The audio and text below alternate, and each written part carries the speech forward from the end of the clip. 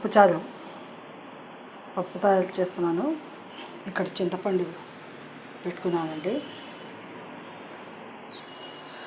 కొత్తిమీర వేసేసి ఉప్పు వేసేసాను.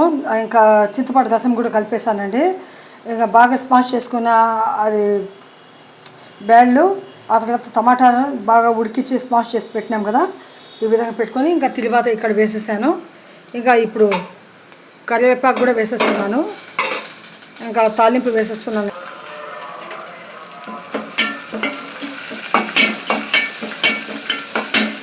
రెడ్ చిల్లీ, ఆనియను, గార్లిక్ ఇవన్నీ కరివేపాకు అంతా వేసేసాను. చూడండి, ఇది హింగు కూడా వేస్తున్నానండి.